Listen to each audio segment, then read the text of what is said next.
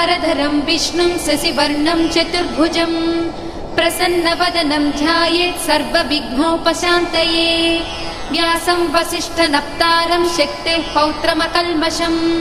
पराशरात्मजं वन्दे शुकतातं तपोनिधिं। व्यासाय विष्णुरूपाय व्यासरूपाय विष्णवे नमो वै ब्रह्मनिधये वासिष्ठाय नमो नमः। अविकाराय शुद्धाय नित्याय परमात्मने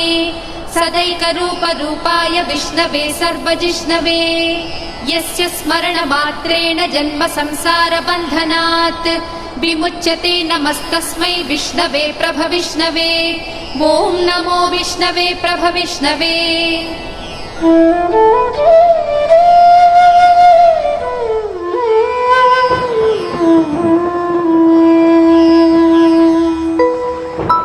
श्रीवैशम्पायन उवाच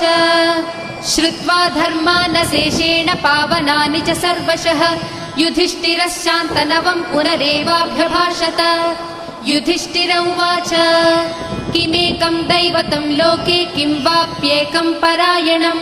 स्तुवन्तः कं कमर्चन्तः प्राप्नुयुर्मानवाः शुभम्। को धर्मः सर्वधर्माणां भवतः परमो मतः किं जपन्मुच्यते जन्तुर्जन्म संसारबन्धनात्। श्रीभीष्म उवाच जगत्प्रभुं देवदेवमनन्तं पुरुषोत्तमं स्तुवन्नाम सहस्रेण पुरुषः सततोत्थितः तमेव चार्चयन् नित्यं भक्त्या पुरुषमव्ययम् ध्यायन् स्तुवन्नमस्यंश्च यजमानस्तमेव च।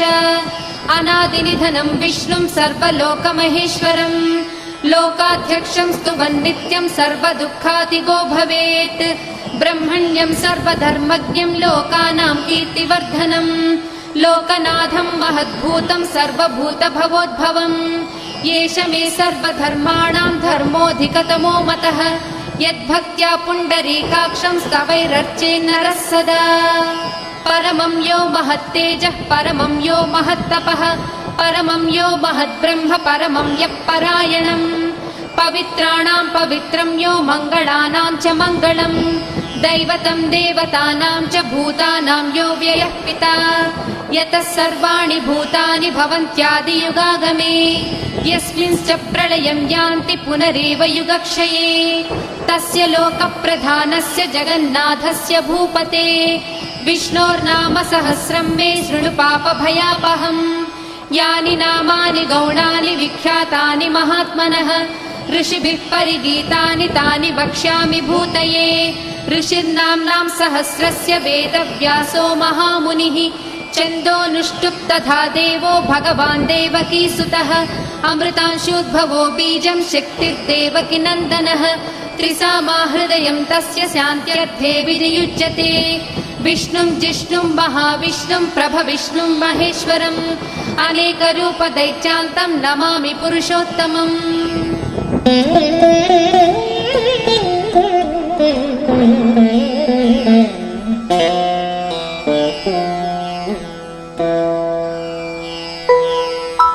अस्य श्रीविष्णोर्दिव्यसहस्रनामस्तोत्र महामन्त्रस्य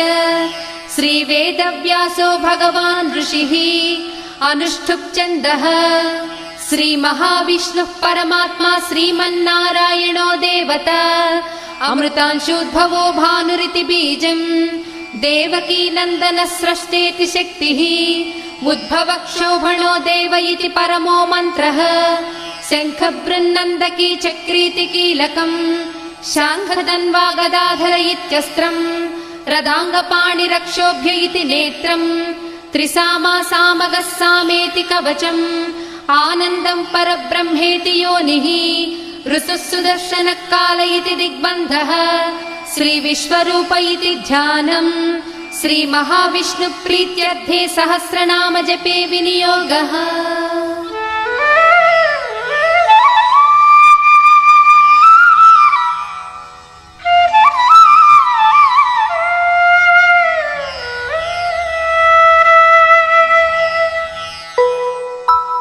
ध्यानम् क्षीरोदन्वत्प्रदेशे शुचिमणिविलसत्सैकते मौक्तिकानाम् मालाक्लुप्तासनस्तस्फटिकमणिनिभैर्मौक्तिकैर्मण्डिताङ्गः शुभ्रैरभ्रैरदभ्रैरुपरि विरचितैर्मुक्तपीयूषवर्षैः आनन्दीनः पुनीयादरिनलिन गदा शङ्खपाणिर्मुकुन्दः भूपादौ यस्य नाभिर्वियदसुरनिलश्चन्द्रसूर्यौ च नेत्रे कर्णावासा शिरोद्यौर्मुखमपि दहनो यस्य वास्तेयमब्धिः अन्तस्थं यस्य विश्वं सुरनरखगो भोगि गन्धर्वदैत्यैः चित्रं रम्यते तं त्रिभुवनवपुषं विष्णुमीशं नमामि। ॐ नमो भगवते वासुदेवाय। शान्ताकारं भुजगशयनं पद्मनाभं सुरेशं विश्वाधारं गगनसदृशं मेघवर्णं शुभाङ्गं लक्ष्मीकान्तं कमलनयनं योगिहृद्यानगम्यं वन्दे विष्णुं भवभयहरं सर्वलोकैकनाथं मेघश्यामं पीतकौसेयवासं श्रीवत्साङ्कं कौस्तुभोद्भासिताङ्गं पुण्योपेतं पुण्डरीकायताक्षं विष्णुं वन्दे सर्वलोकैकनाथम्। नमः समस्तभूतानामादिभूताय भूभृते अनेकरूपरूपाय विष्णवे प्रभविष्णवे सशङ्खचक्रं सकिरीटकुण्डलं सपीतवस्त्रं सरसीरुहेक्षणम् सहारवक्षस्थलशोभिकौस्तुभं नमामि विष्णुं शिरसा चतुर्भुजम् छायायां पारिजातस्य हेमसिंहासनोत्पदी आसीनमम्बुदश्याममायताक्षमलङ्कृतम् चन्द्राननं चतुर्बाहुं श्रीवत्साङ्कितवक्षसं रुक्मिणी सत्यभामाभ्यां सहितं कृष्णमाश्रये।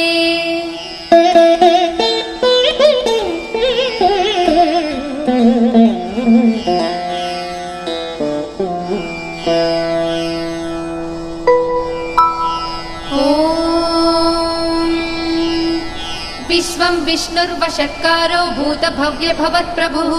भूतकृद्भूतभृद्भावो भूतात्मा भूतभावनः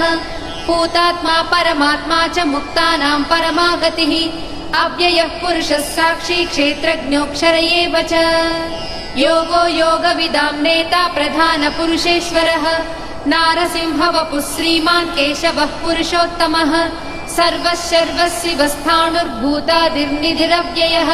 सम्भवो भावनो भर्ता प्रभवः प्रभुरीश्वरः स्वयंभू शम्भुरादित्यः पुष्कराक्षो महास्वनः अनादिनिधनो धाता विधाता धातुरुत्तमः अप्रमेयो हृषीकेशः पद्मनाभो मरप्रभुः विश्वकर्मा मनुस्त्वष्टा सविष्ठस्थविरो ध्रुवः अग्राह्यः शाश्वतः कृष्णो लोहिताक्षः प्रतर्दनः प्रभूतस्त्रिककुब्धाम पवित्रं मङ्गलं परम् ईशानः प्राणदः प्राणो ज्येष्ठः श्रेष्ठः प्रजापतिः हिरण्यगर्भो भूगर्भो माधवो मधुसूदनः ईश्वरो विक्रमी धन्वी मेधावी विक्रमः क्रमः अनुत्तमो धुरादर्शः कृतज्ञः कृतिरात्मवान् सुरेशः शरणं शर्म विश्वरेताः प्रजाभवः अहः संवत्सरो व्याळः प्रत्ययः सर्वदर्शनः अजः सर्वेश्वरः सिद्धः सिद्धिः सर्वादिरच्युतः वृषा कपिरमेयात्मा सर्वयोगविनिसृतः वसुर्वसुमना सत्यः समात्मा संमितः समः अमोघ पुण्डरीकाक्षो वृषकर्मा वृषाकृतिः रुद्रो बहुशिरा बभ्रुर्विश्वयोनिः शुचिश्रवाः अमृतः शाश्वतस्थाणुर्वरारोहो महातपाः सर्वगः सर्वविद्वानुर्विश्वक्सेनो जनार्दनः वेदो वेदविदव्यङ्गो वेदाङ्गो वेदवित्कविः लोकाध्यक्षः सुराध्यक्षो धर्माध्यक्षः कृताकृतः चतुरात्मा चतुर्व्यूहश्चतुर्दंष्टश्चतुर्भुजः भ्राजिष्णुर्भोजनं भोक्ता सहिष्णुर्जगदादिजः अनघो विजयो जेता विश्वयोनिः पुनर्वसुः उपेन्द्रो वामनः प्रांशुरमोघः सुचिरूर्जितः अतीन्द्रः सङ्ग्रहः सर्गो धृतात्मा नियमो यमः वेद्यो वैद्यः सदा योगी वीरः माधवो मधुः अतीन्द्रियो महामायो महोत्साहो महाबलः महाबुद्धिर्महावीर्यो महाशक्तिर्महाद्युतिः अनिर्देश्य वपुः श्रीमान् अमेयात्मा महाधृधृत् महेश्वासो महीभक्ता श्रीनिवासः सताङ्गतिः अनिरुद्धः सुरानन्दो गोविन्दो गोविदापतिः मरीचिर्दमनो हंसः सुपर्णो भुजगोत्तमः हिरण्यनाभः सुतपाः पद्मनाभः प्रजापतिः अमृत्युः सर्वदृक्सिंहः सन्धाता सन्धिमान् स्थिरः अजो दुर्मर्षणः शास्ता विश्रुतात्मा सुरारिः गुरुर्गुरुतमो धामः सत्यः सत्यपराक्रमः निमिषो निमिषस्रग्वी वाचस्पतिरुदारधीः अग्रणीर्रामणि श्रीमान् न्यायो नेता समीरणः सहस्रमूर्धा विश्वात्मा सहस्राक्षः सहस्रपात् आवर्तनो निवृत्तात्मा संवृतः सम्प्रमर्दनः अहः संवर्तको वह्निरनिलो धरणीधरः सुप्रसादः प्रसन्नात्मा विश्वदृक् विश्वभृग्विभुः सत्कर्ता सत्कृतः साधुर्जह्नुर्नारायणो नरः असंख्येयो प्रमेयात्मा विशिष्टः शिष्टकृच्छुचिः सिद्धार्थः सिद्धसङ्कल्पः सिद्धिदः सिद्धिसाधनः वृषा हि वृषभो विष्णुर्वृषपर्वा वृषोदरः वर्धनो वर्धमानश्च विविक्तः श्रुतिसागरः सुभुजो दुर्धरो वाग्मी महेन्द्रो वसुदो वसुः नैकरूपो बृहद्रूपः श्रीविष्टः प्रकाशनः ओजस्तेजो ज्युतिधरः प्रकाशात्मा प्रतापनः रुद्धस्पष्टाक्षरो मन्त्रश्चन्द्रांशुर्भास्करज्युतिः अमृतांशूद्भवो भानुश्च स बिन्दुः सुरेश्वरः औषधं जगतः सेतुः सत्यधर्मपराक्रमः भूतभव्यभवन्नाथः पवनः पावनो नलः कामः कामकृत्कान्तः कामः कामप्रदप्रभुः युगादिकृज्जुगावर्तो नैकमायो महाशनः अदृश्यो व्यक्तरूपश्च सहस्रजिदनन्तजित् इष्टो विशिष्टः शिष्टेष्टः शिखण्डी नहुषो वृषः क्रोधः क्रोधकृत्कर्ता विश्वबाहुर्महीधरः अच्युतः प्रदितः प्राणः प्राणदो वासवानुजः अपां निधिरधिष्ठानमप्रमत्तः प्रतिष्ठितः स्कन्दः स्कन्दधरो दुर्यो वरदो वायुवाहनः वासुदेवो बृहद्भानुरादिदेवः पुरन्दरः अशोकस्तारणस्तारः शूरः शौरिर्जनेश्वरः अनुकूलस्य तावर्तः पद्मे पद्मनिभेक्षणः पद्मनाभोरविन्दाक्षः पद्मगर्भः शरीरभृत् महर्धिर्वृद्धो वृद्धात्मा महाक्षो गरुडध्वजः अतुलः शरभो भीमः समयज्ञो हविर्हरिः सर्वलक्षणलक्षण्यो लक्ष्मीवान् समितिञ्जयः विक्षरो रोहितो मार्गो हेतुर्दामोदरः सहः महीधरो महाभागो वेगवानमिताशनः उद्भवः क्षोभणो देवः श्रीगर्भः परमेश्वरः करणं कारणं कर्ता विकर्ता कहनो गुहः व्यवसायो व्यवस्थानः संस्थानस्थानदो ध्रुवः परर्धिः परमस्पष्टः तुष्टः पुष्टः सुभेक्षणः रामो विरामो विरजो मार्गो नेयो नयो नयः वीरः शक्तिमतां श्रेष्ठो धर्मो धर्मविदुत्तमः वैकुण्ठः पुरुषः प्राणः प्राणदः प्रणवः पृथुः हिरण्यगर्भः शत्रुघ्नो व्याप्तो वायुरथोक्षजः ऋतुः सुदर्शनः कालः परमेष्टि परिग्रहः उग्रः संवत्सरो दक्षो विश्रामो विश्वदक्षिणः विस्तारस्थावरस्थाणुः प्रमाणं बीजमव्ययम् अर्धोऽनर्धो महाकोशो महाभोगो महाधनः अनिर्विण्णस्थविष्टो भूर्धर्मयूपो महामखः नक्षत्रनेमिर्नक्षत्री क्षमः क्षामः समीहनः यज्ञयुज्यो महेज्यश्च क्रतुः सत्रं सतां गतिः सर्वदर्शी विमुक्तात्मा सर्वज्ञो ज्ञानमुत्तमम् सुव्रतः सुमुखः सूक्ष्मः सुघोषः सुखदः सुहृत् मनोहरोजितक्रोधो वीरबाहुर्विदारणः स्वापनस्ववशो व्यापी नैकात्मा नैककर्मकृत् वत्सरो वत्सलो वत्सी रत्नगर्भो धनेश्वरः धर्मकृद्धर्मी सदसक्षरमक्षरम् अविज्ञाता सहस्रांशुर्विधाता कृतलक्षणः गभस्तिनेमिः सत्त्वस्था सिंहो भूतमहेश्वरः आदिदेवो महादेवो देवेशो देवभृद्गुरुः उत्तरो गोपतिर्गोप्ता ज्ञानगम्यः पुरातनः शरीरभूतभृद्भोक्ता कपीन्द्रो भूरि दक्षिणः सोमपोऽमृतपः सोमः पुरुजित्पुरुषत्तमः विनयोजयः सत्यसन्धो दासार्हः सात्वतां पतिः जीवो विनयिता साक्षी मुकुन्दो मितविक्रमः अम्भो निधिरनन्तात्मा महोदतिशयोऽन्तकः अजो महार्हः स्वाभाव्यो जिता मित्रप्रमोदनः आनन्दो नन्दनो नन्दः सत्यधर्मा त्रिविक्रमः महर्षिः कपिलाचार्यः कृतघ्नो मेदिनीपतिः त्रिपदस्त्रिदशाध्यक्षो महाशृङ्गः कृतान्तकृत् महावराहो गोविन्दः सुषेणः कनकाङ्गदी गुह्यो गभीरो गहनो गुप्तश्चक्रगदाधरः वेदास्वाङ्गोचितः कृष्णो दृढः सङ्कर्षणोच्युतः वरुणो वारुणो वृक्षः पुष्कराक्षो महामनाः भगवान् भगः नन्दी वनमाली हलायुधः आदित्यो ज्योतिरादित्यः सहिष्णुर्गतिसत्तमः सुधन्वा कण्डपरशुर्दारुणो द्रविणप्रदः दिवस्पृक् सर्वदृग्व्यासो वाचस्पतिरयो निजः त्रिसामा सामगः साम निर्वाणं भेषजं भिषक् सन्न्यासकृच्चमशान्तो निष्ठा शान्तिः परायणम् शुभाङ्गः शान्तिदः स्रष्टा कुमुदः कुवलेशयः गोहितो गोपतिर्गोप्ता वृषभाक्षो वृषप्रियः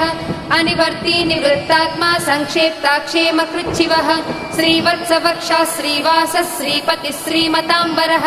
श्रीधः श्रीसः श्रीनिवासः श्रीनिधिः श्रीविभावनः श्रीधर श्रीकर श्रेयः श्रीमान् लोकत्रयाश्रयः स्वक्षस्वङ्गस्य तानन्दो नन्दिर्ज्योतिर्गणेश्वरः विजितात्मा विधेयात्मा सत्कीर्तिश्चिन्न संशयः उदीर्णः सर्वतश्चक्षुरनीशः शाश्वतः स्थिरः भूषयो भूषणो भूतिर्दिशोकः शोकनाशनः अर्चिष्मानर्चितः कुम्भो विशुद्धात्मा विशोधनः अनिरुद्धो प्रतिरतः प्रद्युम्नो मितविक्रमः कालनेमिनिः वीरः शौरिः शूरजनेश्वरः त्रिलोकात्मा त्रिलोकेशः केशवः केशिहा हरिः कामदेवः कामपालः कामीकान्तः कृतागमः अनिर्देश्य वपुर्विष्णुर्वीरो नन्दो धनञ्जयः ब्रह्मण्यो ब्रह्मकृत् ब्रह्मा ब्रह्म ब्रह्मविवर्धनः ब्रह्मविद्ब्राह्मणो ब्रह्मी ब्रह्मज्ञो ब्राह्मणप्रियः महाक्रमो महाकर्मा महातेजा महोरगः महाक्रतुर्महायज्वा महायज्ञो महाहविः स्तव्यस्तव प्रियस्तोत्रं स्तुतिस्तोतारणप्रियः पूर्णः पूरयिता पुण्यः पुण्यकीर्तिरनामयः मनोजवस्तीर्थकरो वसुरेता वसुप्रदः वसुप्रदो वासुदेवो वसुर्वसुमनाहविः सद्गतिः सत्कृतिः सत्ता सद्भूतिः सत्परायणः शूरसेनो यदुश्रेष्ठः सन्निवासः सुयामुनः भूतावासो वासुदेवः सर्वासु निलयो नरः दर्पः दर्पदो दृप्तो दुर्धरो पराजितः विश्वमूर्तिर्महामूर्तिर्दीप्तमूर्तिरमूर्तिमान् अनेकमूर्तिरव्यक्तः शतमूर्तिः शताननः एको नैकः स वक्कः किं यत्तत्पदमनुत्तमम् लोकबन्धुर्लोकनाथो माधवो भक्तवत्सलः सुवर्णवर्णो हेमाङ्गो वरागश्चन्दनागदी वीरः विषमः शून्यो घृतासीरचलश्चलः अमानी मानदो मान्यो लोकस्वामी त्रिलोकधृत् सुमेधा मेधजो धन्यः सत्यमेधाधराधरः तेजो वृषो युधरः सर्वशस्त्रभृताम्बरः प्रग्रहो निग्रहो व्यग्रो नैकशृङ्गो गदाग्रजः चतुर्मूर्तिश्चतुर्बाहुश्चतुर्व्यूहश्चतुर्गतिः चतुरात्मा चतुर्भावश्चतुर्वेदविदेकपात् समावर्तो निवृत्तात्मा दुर्जयो दुरतिक्रमः दुर्लभो दुर्गमो दुर्गो दुरावासो दुरारिः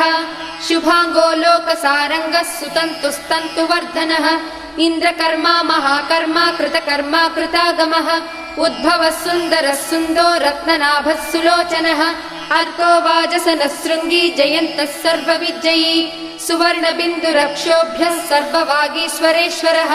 महाह्रदो महागर्तो महाभूतो महानिधिः कुमुदः कुन्दरः कुन्दः पर्जन्यः पावनोऽनिलः अमृताशोऽमृतवपुः सर्वज्ञः सर्वतोमुखः सुलभः सुव्रतः सिद्धः शत्रुजिच्छत्रुतापनः न्यग्रोधोदुम्बरोऽश्वत्थश्चाणूरान्ध्रनिषूदनः सहस्रार्चिः सप्तजिह्वः सप्तैधा सप्तवाहनः अमूर्तिरनघोचिन्त्यो भयकृद्भयनाशनः अणुर्बृहत्कृशस्थूलो गुणभृन्निर्गुणो महान् अधृतस्वधृतस्वास्य प्राग्वंशो वंशवर्धनः भारभृत्कथितो योगी योगीशः सर्वकामदः आश्रमश्रमणक्षामः सुपर्णो वायुवाहनः धनुर्धरो धनुर्वेदो दण्डो दमयिता दमः अपराजितः सर्वसहो नियन्ता नियमो यमः सत्त्ववान् सात्विकः सत्यः सत्यधर्मपरायणः अभिप्राय प्रियार्होर्ह प्रियकृत्प्रीतिवर्धनः विहाय स गतिर्ज्योतिः सुरुचिर्हुत भुग्विभुः रविर्विरोचनः सूर्यः सविता रविलोचनः अनन्तो हृत भुग्भोक्ता सुखदो नैकदोऽग्रजः अनिर्विण्णः सदामर्षि लोकाधिष्ठानमद्भुतः सनातनतमः कपिलः कपिरव्ययः स्वस्तिदः स्वस्तिकृत् स्वस्ति स्वस्ति भुक् स्वस्ति दक्षिणः आरौद्रः कुण्डली चक्री विक्रम्यूर्जित शासनः शब्दातिकः शब्दसः शिशिरः सर्वरीकरः अक्रूरः पेशलो दक्षो दक्षिणः क्षमिणाम्बरः विद्वत्तमो वीतभयः पुण्यश्रवणकीर्तनः उत्तारणो दुष्कृतिः पुण्यो दुःस्वप्ननाशनः वीरः रक्षणः सन्तो जीवनं पर्यवस्थितः अनन्तरूपोऽनन्तश्रीजितमन्युर्भयापहः चतुरस्रोगधीरात्मा विदिशो व्यादिशो दिशः अनादिर्भूर्भुरो लक्ष्मी सुवीरो रुचिराङ्गदः जननो जनजन्मादिर्भीमो भीमपराक्रमः आधारनिलयो धाता पुष्पहास प्रजागरः ऊर्ध्वगः सत्पथाचारः प्राणदः प्रणवप्पणः प्रमाणम् प्राणनिलयः प्राणभृत् प्राणजीवनः तत्त्वम् तत्त्वविदेकात्मा जन्म मृत्युजरातिगः भूर्भुवः स्वस्तरुस्तारः सविता प्रपितामहः यज्ञो यज्ञपतिर्वज्या यज्ञाङ्गो यज्ञवाहनः यज्ञभृद्यज्ञकृत्यग्नी यज्ञभुग्यज्ञसाधनः यज्ञान्तकृद्यज्ञगुह्यमन्नमन्नादयेव च आत्मयोनिः स्वयं जातो वैखानः सामगायनः देवकीनन्दनः स्रष्टा क्षितीशः पापनाशनः शङ्खबृन्नन्दकी चक्री शाङ्खधन्वा गदाधरः रथाङ्गपाणिरक्षोभ्यः सर्वप्रहरणायुधः श्री सर्वप्रहरणायुध वो नम इति वनमाली गदीशाङ्गी शङ्की चक्री च नन्दकी श्रीमन्नारायणो विष्णुर्वासुदेवोऽभिरक्षतु वनमाली गदीशाङ्गी शङ्खी चक्री च नन्दकी श्रीमन्नारायणो विष्णुर्वासुदेवोऽभिरक्षतु श्रीवासुदेवोऽभिरक्षत्वो नम इति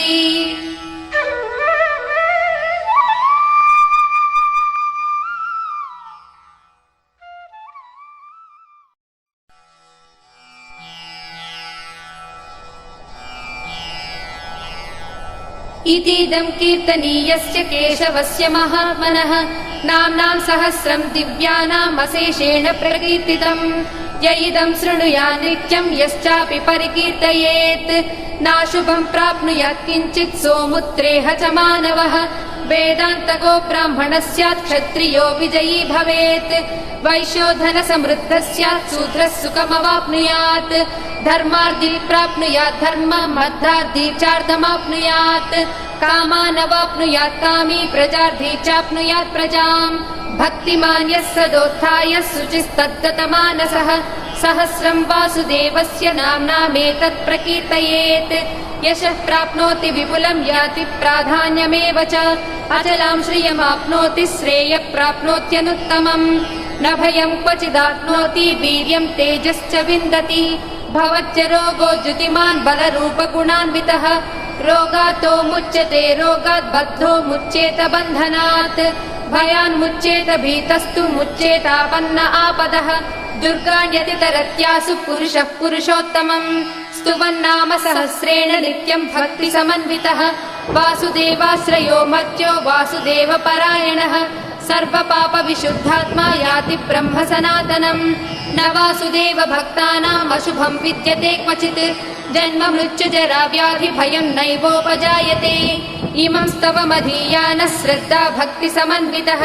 युज्येतात्मसुखशान्तिः श्रीधृतिस्मृतिकीर्तिभिः न क्रोधो न च मात्सर्यं न लोभो नाशुभामतिः भवन्ति कृतपुण्यानां भक्तानां पुरुषोत्तमे द्यौस्रचन्द्रार्कनक्षत्रं खं दिशो भूर्महोदधिः वासुदेवस्य वीर्येण विधृतानि महात्मनः ससुरासुरगन्धर्वं सयक्षोरगराक्षसम् जगद्वशे वर्ततेदं कृष्णस्य सचराचरम् इन्द्रियाणि मनोबुद्धिः सत्त्वं तेजो बलं धृतिः वासुदेवात्मकान्याहुः क्षेत्रं क्षेत्रज्ञ एव च सर्वागमानामाचारप्रथमं परिकल्पितौ आचार्यप्रभवो धर्मो धर्मस्य प्रभुरच्युतः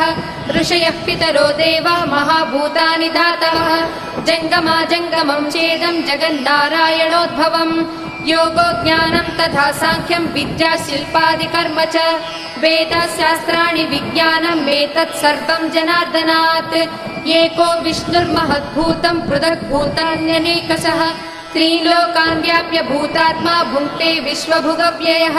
इमं स्तवं भगवतो विष्णुर्व्यासेन कीर्तितम् पठे च इच्छेत् पुरुषः श्रेयः प्राप्तुं सुखानि च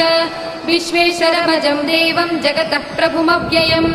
भजन्ति ये पुष्कराक्षं न ते यान्ति पराभवम् ॐ नमः इति। अर्जुन उवाच पद्मपत्र विशालाक्ष पद्मनाभसुरोत्तम भक्तानामनुरक्तानां त्राता भव जनार्दन। श्रीभगवानुवाच यो मां नाम सहस्रेण स्तोतुमिच्छति पाण्डव सोऽहमेकेन श्लोकेन स्तुत एव न संशय ॐ नमः इति। व्यास उवाच वासनाद्वासुदेवस्य वासितं भुवनत्रयम् सर्वभूतनिवासोऽसि वासुदेव नमोऽस्तु ते। श्रीवासुदेव नमोऽस्तु ॐ नमः इति। पार्वत्युवाच केनोपायेन लघुना विष्णोर्नाम सहस्रकम्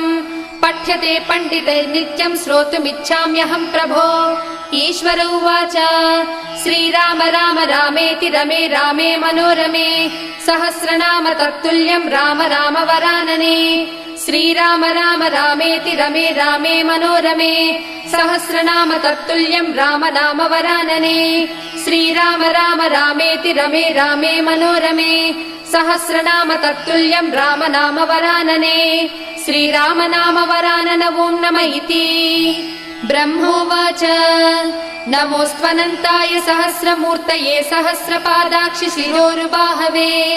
सहस्रनाम्ने पुरुषाय शाश्वते सहस्रकोटियुगधारिणे नमः।